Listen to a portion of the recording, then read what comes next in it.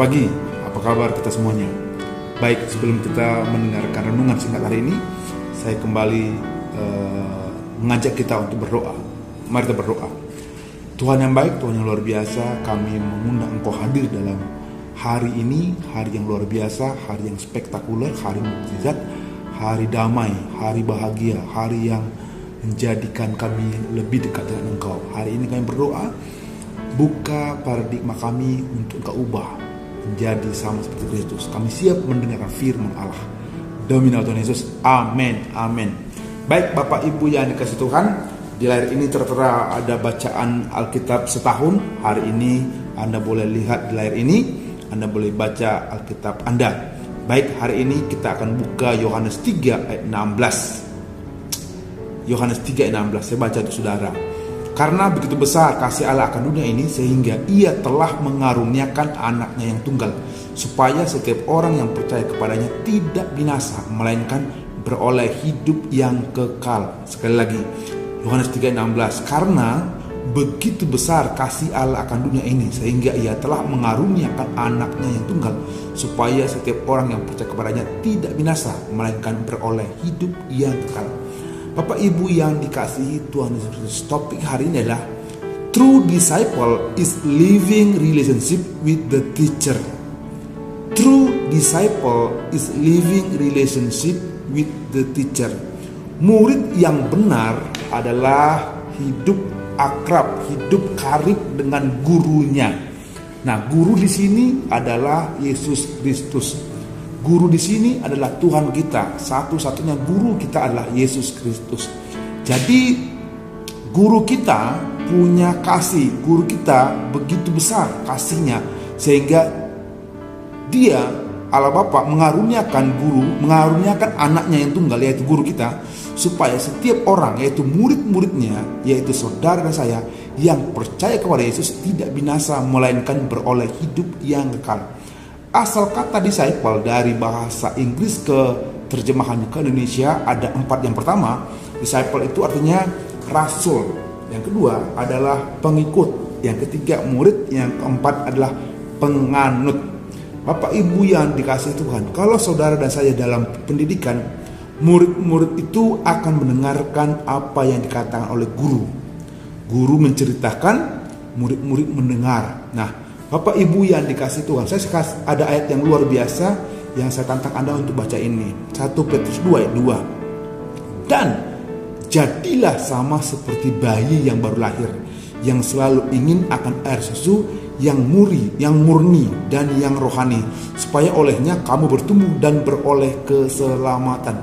Bagi Bapak Ibu yang rindu menjadi murid Kristus dan murid itu menggebu-gebu, Alkitab mengatakan, jadilah sama seperti bayi yang baru lahir. Kenapa? Bayi ini selalu ingin akan air susu yang murni dan yang rohani, supaya olehnya kamu bertumbuh dan beroleh keselamatan. Rahasia untuk bertumbuh, rahasia untuk selamat adalah saudara seperti bayi yang baru lahir. Pertanyaannya adalah, apa ciri-ciri bayi? Apa ciri-ciri orang yang baru lahir sehingga kita boleh bertumbuh dan selamat? Saya mencatat di sini ada 3 ciri murid untuk bertumbuh dan selamat. Yang pertama adalah punya penglihatan, punya vision. Bayi punya penglihatan untuk melihat sumber air susu itu. Bayi ini tahu mamanya, bayi ini tahu sumber air susu yang murni, yaitu mamanya. Murid yang suka melihat sumber kehidupan, yaitu gurunya Yesus Kristus, melalui perjumpaan dengan Tuhan. Melalui apa? Doa, pujian, penyembahan. Ketika Bapak Ibu disiplin, nah, kata-kata disciple juga berbicara mengenai disiplin untuk doa, disiplin untuk pujian, disiplin untuk menyembah, maka saudara dan saya punya pandangan, punya kehidupan relationship sama guru, sama Tuhan. Dengan demikian, apa yang Anda tabur, Anda tuai. Kalau kita menabur waktu disiplin, kita menabur doa, pujian, penyembahan, saya percaya saudara dan saya akan mengalami tuaian. Tuaian apa? Tuaian pertumbuhan. Saudara bertumbuh, rohanimu akan bertumbuh, kemudian engkau akan diselamatkan. Ciri yang kedua untuk mengalami pertumbuhan dan keselamatan, yang kedua, punya keberanian atau courage. Bayi penuh keberanian untuk mencari mamanya setiap kali dia butuh. Sekalipun bayi ini suka pipis di celana ataupun pup di celana, tapi dia nggak ada urusan. Yang lalu, yang sekarang. Dia nggak ketakutan, tidak merasa bersalah ketika dia sudah pipis, sudah pup, tapi dia tetap mencari penuh keberanian mamanya untuk menerima air susu yang murni. Sama halnya sebagai murid. Kalau kita murid pun, ketika Anda dan saya punya kelemahan, mari penuh keberanian menghadap hadiratnya, minta ampun pada dia dan mengaku dosa-dosamu. Maka guru dari segala guru akan mengampuni dosa-dosa kita.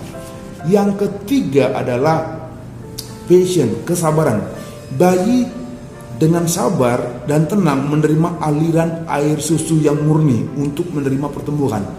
Artinya murid yang sabar menerima firman Tuhan sebagai panduan arahan dari gurunya, maka murid itu akan mengikuti proses pertumbuhan dan keselamatan.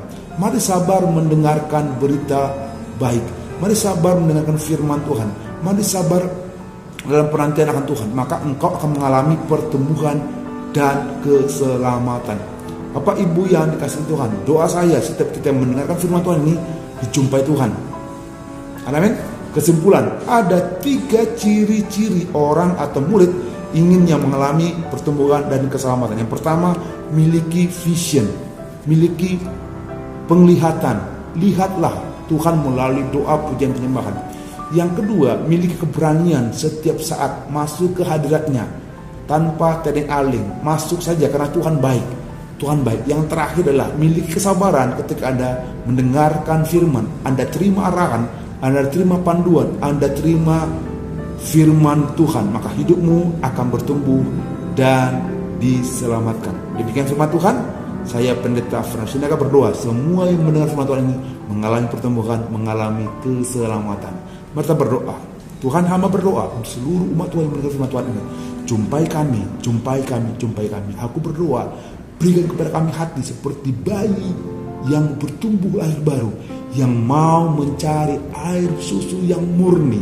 Tuhan, aku berdoa, berkati seluruh audiens pendengar YouTube ini. Berkati kami semua. Kami terima pertumbuhan, kami terima keselamatan di dalam nama Tuhan Yesus. Amin. Tuhan berkati.